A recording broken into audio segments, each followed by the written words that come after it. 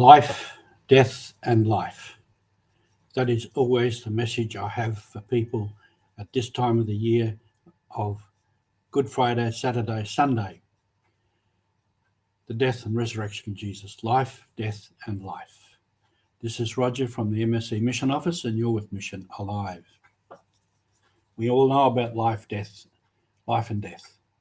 Life, death, and life is something we must come to believe and come to know. So, we have life, many trees like this, many plants. Death and life.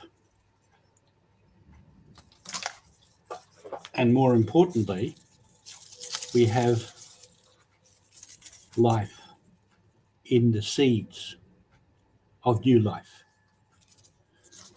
And those seeds will grow back to something like this.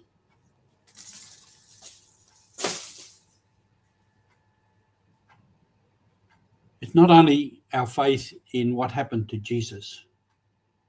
He lived his life, a full life,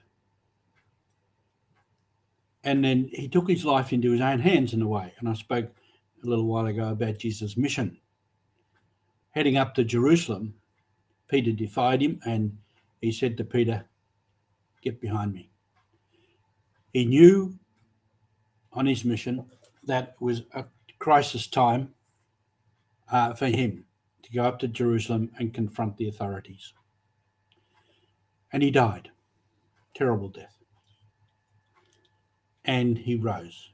But that's the message he's giving us about life, about creation. Each one of us, our life, we live, we die, we live again. And that's not only when we actually die physically, but all through life. We have times of life, we have times of death. Might be the death of another person, the grieving, the loss that we have. That's very real. Might be when we go through a crisis in our life for whatever reason. We have an accident, we have a sickness, we get sacked, there's a divorce, there's a breakup, all kinds of reasons why we go into a crisis, and that's like a death. And we have to go through that death.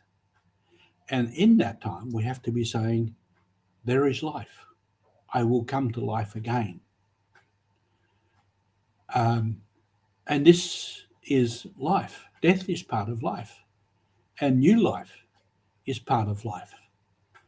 And in those moments of death, when we might be sick, depressed, grieving, upset, disturbed, displaced, whatever, that's the time of death. But we will live again. And you see this all the time with many, many people, particularly, I think, often of refugees and migrants. They have to leave their place, leave their home, perhaps leave their family. That's a death. But they live again. And we think at this time, too, the many people who are actually dying and being killed in violent wars. Ukraine comes to mind, of course, that's in the front pages of everything. Myanmar, Thailand, all kinds of places where there's war. There's probably more wars going on in the world than we realize because they're not on the headlines. There's probably dozens of wars. Then we move down to like conflicts, protests, all kinds of things. What's going on in Iran at the moment, what's going on in France at the moment, in all kinds of places around the world. There's protests, strikes, often violent. It's a process of dying, but it's also a process of trying to bring things to life. But many people are dying unjustly, being imprisoned unjustly. That's a form of death. Our hope as Christians that there is life again in those places of conflict, of protest, of demonstration. There's got to be hope that all sides of those disputes can come through that to live again and to live a better life, to have new life. to have the new life, to bloom again. This is our enduring Christian hope. And this is our mission, to give people that sense of new life, that hope of new life, and to give them new life.